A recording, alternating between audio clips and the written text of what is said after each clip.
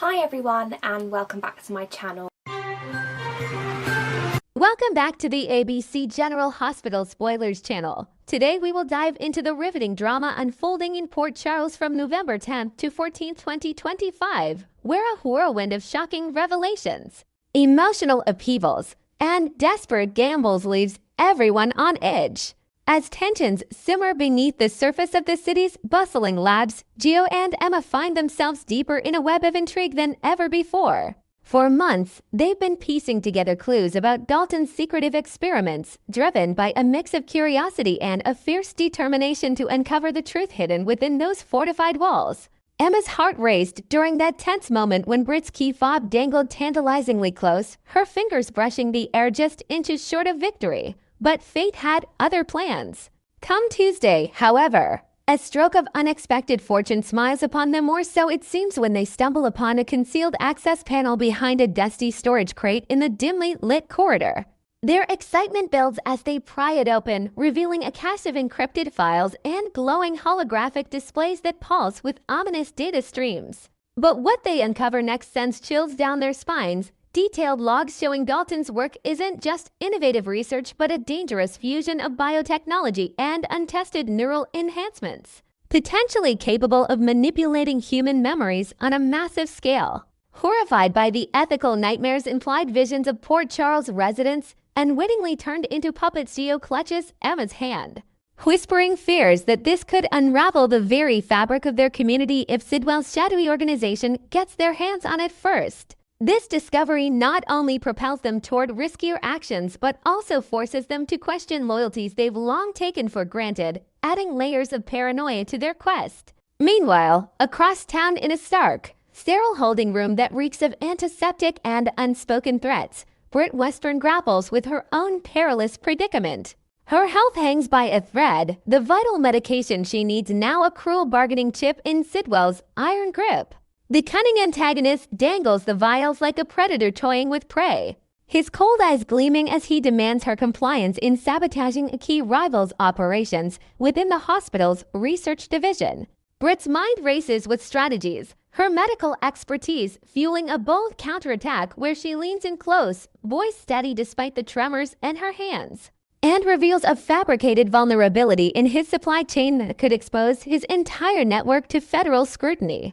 It's a high-stakes bluff, invented on the spot from half-remembered intel about his offshore dealings. But Sidwell's reputation precedes him. He's the master of escalation, outmaneuvering foes with whispered alliances and hidden leverage that few can match. Yet, in this charged exchange, Britt glimpses a flicker of uncertainty in his posture, hinting that her gambit might just buy her the time she needs, though the cost could be her freedom, or worse if he calls her bluff. This confrontation underscores the precarious balance of power in Port Charles, where personal survival often collides with larger conspiracies, leaving Britt to navigate a minefield of deception with nothing but her wits. Shifting to the Corinthos sphere of influence, Carly Corinthos faces a bombshell that could shatter her carefully laid plans. Teaming up with the enigmatic Valentine Casadini, she's been methodically plotting to dismantle Jack's operations, fueled by outrage over his recruitment of her daughter Jesslyn into the high-stakes world of the WSB. Their strategy involves infiltrating supply lines and gathering dirt on Jack's international ties. But Carly's world tilts when intercepted communications reveal the true scope of Joss's next mission, an undercover op that places her perilously close to Sidwell's fortified compound on the outskirts of town. Imagining Joss navigating booby-trapped halls lined with surveillance drones and guarded by mercenaries who show no mercy, Carly's shock morphs into protective fury. She paces her living room, slamming fists on the table as she envisions the worst, from ambushes in fog-shrouded warehouses to psychological traps designed to break even the strongest agents. This revelation isn't just a parental nightmare. It exposes cracks in the WSB's oversight, prompting Carly to accelerate her alliance with Valentine, perhaps even pulling in unexpected allies like a reformed Jason Morgan for backup. Her refusal to let Joss become collateral in this power struggle sets the stage for explosive confrontations, highlighting how family bonds in Port Charles often ignite the fiercest battles against external threats. In the halls of local governance, Laura Spencer emerges as a beacon of selflessness amid the encroaching shadows of corporate greed. As mayor, she's long championed the preservation of Port Charles' historic waterfront, a vibrant stretch of docks and warehouses that pulse with the city's economic lifeblood. But Sidwell's relentless pursuit of Sonny Corinthos' prime real estate envisioned as the cornerstone for his illicit biotech empire forces her hand. Whispers in city council meetings reveal his bribes and veiled intimidations aimed at fast-tracking eminent domain proceedings, threatening to bulldoze community landmarks for sterile labs that promise jobs but deliver danger. Compelled by her unyielding sense of justice, Laura contemplates the ultimate sacrifice, resigning her elected office to launch a public expose, complete with leaked documents detailing Sidwell's environmental violations and ties to organized crime. This move would strip her of political armor, exposing her family to retaliation, yet it might rally citizens in protests that clog the streets with signs and chants, ultimately derailing Sidwell's acquisition. Her internal debate weighs the personal toll, strained relations with mayor duties, and potential isolation from allies against the greater good, illustrating how one woman's resolve can tip the scales in a city forever teetering on the brink of chaos. On a more personal front, Trina Robinson yearns for harmony in her fractured family dynamic, her heart set on reuniting her parents amid the swirling undercurrents of romance and rivalry. She's observed the lingering sparks between them during chance encounters at the gallery, where stolen glances and shared laughs hint at unfinished business. Yet Jordan Ashford stands as the formidable barrier, her mayoral ambitions and complicated history weaving a net of obstacles. Whether Trina suspects the bombshell of her mother's unexpected pregnancy a secret guarded like a fragile heirloom remains unclear, but by next Friday, her patience snaps, leading to a heated showdown in a crowded coffee shop where words fly like daggers. Trina accuses Jordan of meddling out of jealousy, her voice rising as she lists grievances from past interferences to current power plays. Unaware of the deeper layers involving paternal uncertainties and health risks tied to the pregnancy, Jordan, caught off guard, defends her position with a mix of authority and vulnerability, revealing fragments of her own regrets that could soften Trina's stance. Once the full tapestry unravels, perhaps through a heartfelt intervention by Portia herself, Trina's anger may dissolve into empathy, fostering a path toward reconciliation that strengthens family ties against the backdrop of larger threats. Finally, no week in Port Charles passes without Drew Cain wielding his influence like a sharpened blade. And this time, his target is the steadfast Alexis Davis. As a congressman entangled in scandals of his own, Drew's impatience boils over regarding Willow's ongoing detention, a situation he attributes to Michael's vengeful maneuvering in the wake of an attempted murder plot. In a dimly lit office overlooking the harbor, Drew corners Alexis, his tone laced with urgency as he demands she expedite the investigation, hinting at dossiers that could tarnish her reputation if she drags her feet. He's not above invoking old favors from their shared legal battles or fabricating leverage about her daughter's vulnerabilities to Willow's case, pressuring her to reframe evidence that points to Michael's involvement. Alexis, ever the shrewd attorney, parries with calculated responses, buying time while piecing together her own strategy to expose Drew's exploitative tactics. This clash not only heightens the stakes for Willow's freedom, but also ripples through the Quartermain and Davis families, reminding viewers that in this town, ambition often exacts a heavy toll on trust and alliances. Next, we dive deep into the explosive Quartermain family drama that's shaking up Port Charles like never before. Loyal viewers know that Tracy Quartermain holds her clan closer than a vault full of ELQ shares, and she's never one to tolerate outsiders meddling in their tightly knit world. But imagine the sparks flying when that outsider turns out to be a mysterious figure tied to the Quartermains through blood, specifically the long-forgotten sibling of the late, beloved Monica Quartermain. This revelation doesn't just stir the pot. It sets off a chain reaction of betrayals, secrets, and heartfelt reunions that redefine loyalty in the iconic mansion. The saga kicked off with high-stakes tension as Ronnie, a cunning newcomer with hidden depths, teetered on the edge of handing over the sprawling Quartermain estate to Drew Cain, the family's notorious black sheep who's always danced on the fringes of acceptance. Behind the scenes, Martin Gray, a slick attorney with a personal grudge against Tracy that stemmed from a long-ago business deal gone sour, was pulling the strings through ruthless blackmail. He threatened to drag Ronnie's name through the mud by revealing her complicity in a grand deception surrounding Monica's final directives, which could land her behind bars for fraud.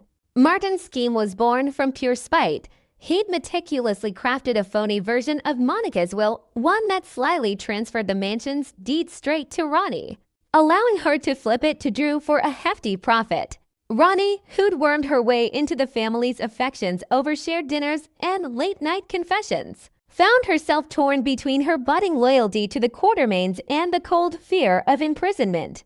She paced the dimly lit study, weighing the cost of her silence, her hands trembling as she eyed the incriminating documents. Just as she steeled herself to face the fallout and confess everything, chaos erupted in the form of Cody Bell's loyal Australian shepherd, Outback, who bounded into the room with playful energy and snatched the deed papers right from under Drew's fingers. The dog's enthusiastic tug-of-war scattered pages across the Persian rug, buying precious time and unraveling Martin's carefully laid trap in an instant. Tracy's composure shattered like fine crystal when she stumbled upon the genuine last will and testament of Monica, hidden away in a forgotten drawer alongside Alan Quartermaine's cherished medical diplomas from Harvard, a poignant reminder of the family's storied past.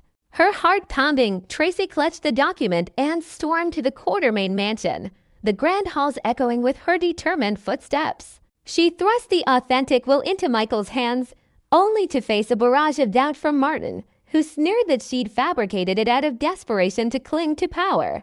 The room crackled with suspicion, family members exchanging uneasy glances amid the opulent chandeliers and antique furnishings. But vindication arrived swiftly when Ronnie, her voice cracking under the weight of guilt, spilled the entire sordid tale.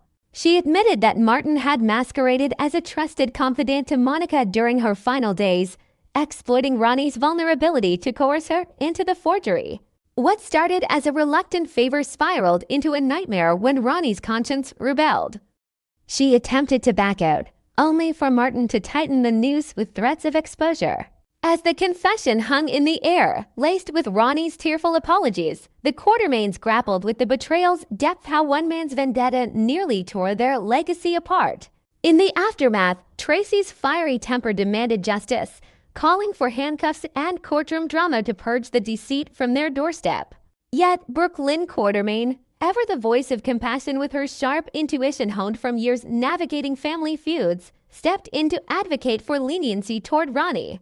Brooklyn painted a vivid picture of Ronnie's internal struggle, highlighting how she'd ultimately chosen truth over self-preservation, a rare act of redemption in Port Charles' web of lies. Tracy relented, her steely gaze softening just a fraction as she acknowledged the sliver of heroism in Ronnie's choice. Then came the jaw-dropping twist that left everyone reeling, Michael, poring over the real will with a mix of awe and sorrow, announced that Monica had willed the mansion not to him or any other heir apparent, but directly to Tracy herself. The revelation hit like a thunderclap, evoking misty-eyed memories of Monica's quiet wisdom and her unshakable faith in Tracy's ability to steer the family through storms. Tracy stood frozen, the weight of the inheritance sinking in not just bricks and mortar, but the sacred duty to preserve unity amid the Quartermaines' legendary dysfunction.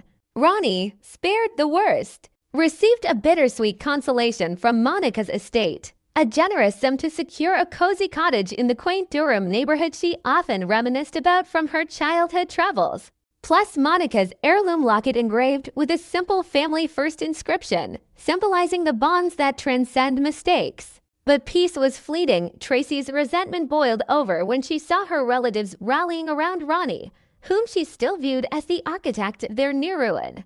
In a dramatic outburst amid the mansion's echoing foyer, Tracy banished them all: Michael, Brooklyn, Ned, Olivia, and the rest, declaring the home off limits until they recognized the gravity of the intrusion. The eviction was laced with raw emotion, Tracy's voice echoing off the walls as she slammed the heavy oak door behind them. Later, as twilight fell over the estate, Chio, the young musician with a gentle soul and deep-rooted Quartermaine ties, paid a visit to his great aunt. Seated by the fireplace, Crackling with embers that mirrored the family's flickering bonds, Gio gently prodded Tracy to embrace Monica's vision. He elaborated on how the will positioned her as the unchallenged matriarch, not to rule with an iron fist, but to foster the connections Monica cherished above all. Gio shared anecdotes from his own fragmented family history, drawing parallels to Tracy's fears of loss, urging her to see that isolation only amplified the voids. By night's end, Tracy's defenses cracked, leading to a profound epiphany. She craved her family's chaos as much as they needed her guiding hand. This realization, quintessentially Quartermaine, transformed potential fracture into fortified alliance, proving that even in the midst of forged documents and heated accusations, deeper ties could emerge stronger. Taking the first tentative steps toward reconciliation, Tracy extended an olive branch by summoning Ronnie to the mansion for a candid conversation. The air thick with the scent of polished wood and lingering jasmine from Monica's favorite vase. Flanked by faded photographs of happier times Monica laughing with Ellen, young Tracy arm in arm with Dylan they sat in the sunlit parlor. Tracy's initial attempt at an apology stumbled out awkwardly, laced with remnants of accusation and her trademark arrogance, more a defense of her actions than true contrition. Ronnie, sharp as ever with eyes that had seen too many deceptions, pierced through the facade, rejecting the hollow words and challenging Tracy to own her role in perpetuating division. Ronnie's retort was unflinching, recounting how the broader Quartermaine circle Ned with his pragmatic forgiveness. Olivia's warm-hearted embrace had extended grace to her despite the pain, while Tracy's judgments acted as barriers, pushing loved ones further into the shadows. Tracy countered defensively, insisting her vigilance safeguarded Monica's enduring legacy from interlopers like Ronnie. But the newcomer fired back with poignant clarity. Monica's deepest wish was never about estates or empires, but a simple, profound unity where love bridged every gap. The exchange escalated, voices rising over the antique tea set, until Ronnie invoked Monica's signature quip, "Put a sock in it," delivered with the exact wry affection that echoed the late doctor's spirit. That familiar phrase pierced Tracy's armor like an arrow, flooding her with memories of hospital boardroom battles and sisterly banter, compelling her to confront her pride head-on. In that vulnerable instant, Tracy offered a genuine apology, raw and unfiltered, marking a pivotal shift in her unyielding persona. Meanwhile, the displaced Quartermaines converged at the nostalgic Bobby's Diner, the clatter of plates and aroma of fresh pancakes providing a comforting backdrop to their strategy session. Ned and Olivia, hand in hand, reminisced about past holidays marred by similar rifts. Brooklyn sketched out potential olive branches on a napkin. Michael voiced concerns for AJ's legacy, and Dante, ever the grounded cop, advocated for time to heal. Laughter bubbled up amid the whirring, lightening the mood as they bonded over shared quirks like Ned's impeccable suits clashing with Dante's casual leather jacket. Yet, they unanimously agreed no return until Tracy's remorse rang true, not as obligation, but as heartfelt change. Gio, arriving with coffee refills, tempered their resolve with optimism, whispering tales of Tracy's softer side from his grandmother's stories, hinting that the elder Quartermaine's surprises were as legendary as her barbs. True to Gio's faith, Ronnie soon shared the breakthrough over the diner's counter. Tracy's apology had arrived, sincere and soul-bearing, stripping away layers of pretense. The family hurried back to the mansion, hearts pounding with cautious hope, only to be met by Tracy's radiant, uncharacteristically tender welcome. She ushered them through the grand entrance, the foyer alive with the promise of renewal. In a moment that defied her icy reputation, Tracy initiated a sprawling group embrace, arms enveloping Ned, Olivia, Brooklyn, Michael, Dante, and even Gio. The collective warmth dissolving years of pent-up grudges. As tears glistened, Tracy voiced her deepest regrets for misjudging Ronnie's intentions and undervaluing the family's resilience. She openly credited Monica's influence as the guiding light, affirming that true homage lay in vulnerability and affection, not rigid control. In this cathartic pinnacle, the Quartermaines coalesced anew, their bonds reforged in forgiveness's fire-poised, perhaps. For a serene stretch until the next holiday gathering devolves into the customary, delightfully disastrous pizza-fueled Quartermain Thanksgiving extravaganza. Thanks for watching, guys. See you soon. Bye.